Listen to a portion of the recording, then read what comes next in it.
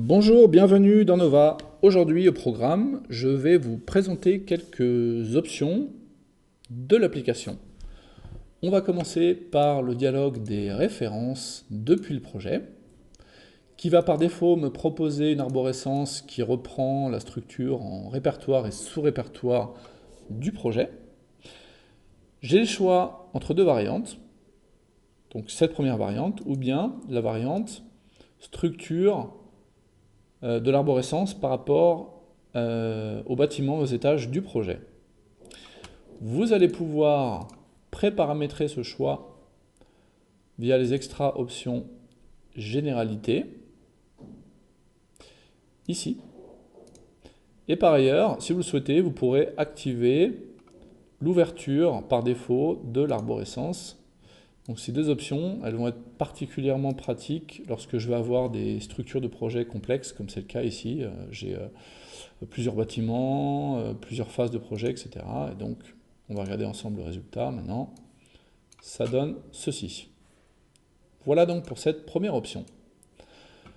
La deuxième option va concerner les symboles main libre, ou plutôt l'affichage à l'écran du symbole main libre lorsqu'il est exécuté. Le paramétrage de cet affichage, vous allez pouvoir l'effectuer ici. Je vais choisir une couleur bien criarde, par exemple le magenta, et un nombre de pixels maximal, de telle manière à ce que lorsque j'effectue un symbole main libre, je le vois clairement à l'écran.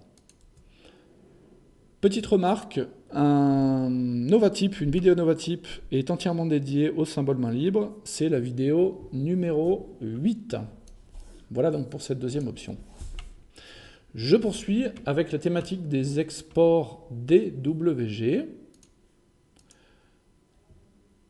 Je vais me rendre de nouveau dans les extra options, échange de données export, et vous présenter l'option suivante, uniquement la géométrie 2D des objets ou pas. Alors, je ne vais pas vous faire d'export en live, on va gagner du temps.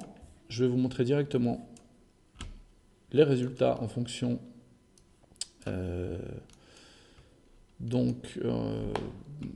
résultats différents en fonction ou pas de l'activation de l'option que je viens de vous présenter. Donc, voici un résultat avec géométrie 2D uniquement. Donc mes objets étaient en 3D et tout est passé à plat. Donc ça c'est très bien si le destinataire compte exploiter la 2D pour la coordination par exemple. Hein, ça va permettre de faire des dessins relativement légers en plus. Petite remarque, je ne sais pas si vous le verrez bien dans la vidéo, mais ici vous avez un point qui s'appelle un dev point dans AutoCAD. Si le destinataire se plaint qu'à l'ouverture du dessin issu de Nova, il a des croix un peu partout, c'est tout simplement que le paramétrage des points dans AutoCAD doit être modifié. C'est une fonction qui s'intitule format de points et qui vous permet de choisir si vous voulez des croix plus des ronds, des points, etc. dans AutoCAD. Donc si vous ne voulez pas voir ces points, vous passez en format de points type point. Voilà. Je vais maintenant vous présenter la deuxième variante qui va consister à exporter en même temps la 2D et la 3D. Ça va donner ceci. Voilà. Donc c'est un dessin qui va être plus lourd, mais qui vous permet d'avoir les deux informations sur le même dessin. Et pour que l'une ou l'autre information au choix soit exploitable, en fait Nova va dupliquer tous les calques à l'export. Vous voyez ici je retrouve le calque original Nova. Et un équivalent 3D, 2D a été généré. Donc si par exemple je veux uniquement visualiser la 2D, eh bien je désactive la 3D et vice versa. Ça va permettre à la fois de faire de la coordination 3D ou de la représentation 3D et de la représentation ou coordination 2D. Voilà donc pour cette troisième option.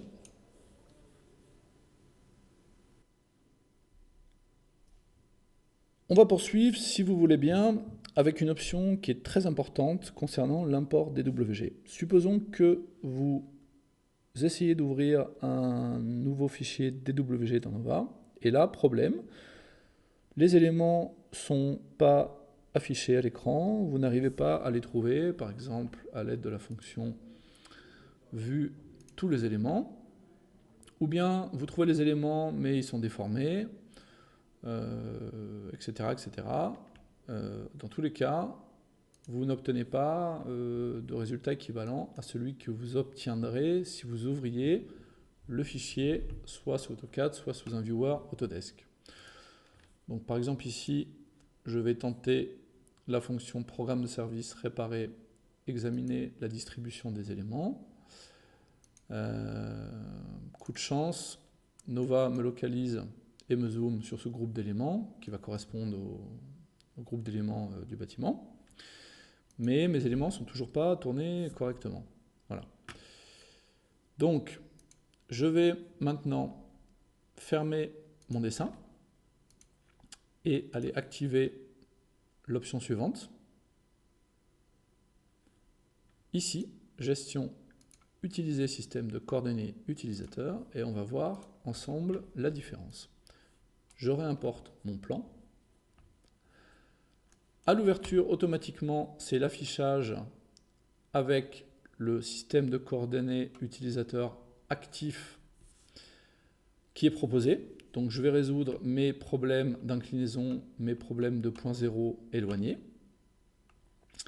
Et en plus, on vous propose une option supplémentaire zoom sur la dernière vue qui va vous offrir un cadrage exactement correspondant au cadrage ou à la situation dans laquelle se trouvait l'utilisateur qui a créé le fichier DWG lors de l'enregistrement, du dernier enregistrement ou de la dernière utilisation du fichier. Et c'est terminé. Voilà. Il ne me reste plus qu'à mettre à l'échelle le plan et je me retrouve exactement dans la même configuration que dans notre viewer Autodesk. Voilà donc pour cette option d'import. Je vais maintenant vous présenter deux petits paramétrages. Le premier, ça concerne les radiateurs. Si vous ne souhaitez pas afficher d'informations sur le produit ou le fabricant pour votre radiateur, et par exemple ici, eh bien, vous pouvez de manière individuelle choisir uniquement les dimensions et par défaut, vous pourrez fixer ce paramétrage dans l'application. Je vais vous montrer dans un instant où se trouve ce paramétrage. Ensuite, pour les éléments électriques, si vous travaillez uniquement en 2D, eh bien, la 3D va être inutile.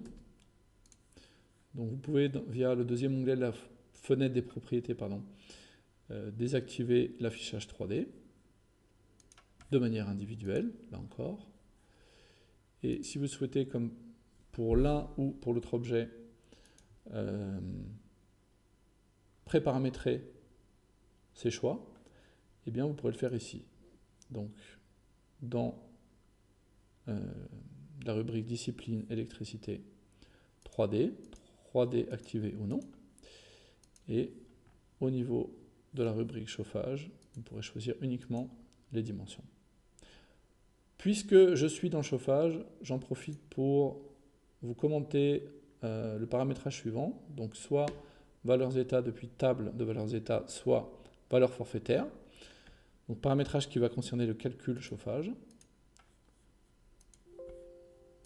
Calcul que je vais aller ouvrir maintenant. Donc si vous avez fait le choix d'une valeur forfaitaire, c'est cette valeur ici, dans les paramétrages de système qui va s'appliquer pour tous vos coudes, tous vos embranchements. Soit si vous voulez un calcul plus précis, vous allez pouvoir au niveau de vos profils de conduite, aller spécifier une table. Et dans ces tables, eh bien, tout simplement, on a associé des valeurs état individuelles en fonction de la configuration de l'embranchement. Donc je ne sais pas, moi par exemple, embranchement à 45 degrés, type bifurcation, vous avez une valeur d'état précise qui va différencier d'autres situations. Voilà. Pour finir, j'aimerais vous présenter l'endroit où sont sauvegardés ces paramétrages dans l'application. Pour cela, je vais me rendre dans mon dossier utilisateur, dans le sous-répertoire Settings, et je vais retrouver le fichier XML qui va sauvegarder tous mes paramétrages relatifs aux extras options, donc le fichier qui s'appelle config. Si vous souhaitez pré-paramétrer les options et en faire bénéficier tous les utilisateurs de l'entreprise, eh bien, il suffit de faire ce paramétrage une fois en local sur une machine. Ensuite, je prends mon répertoire Settings, je le colle dans mon répertoire d'entreprise et au prochain démarrage de Nova, mes collaborateurs bénéficieront des paramétrages effectués sur la machine. C'est tout pour aujourd'hui, à très bientôt.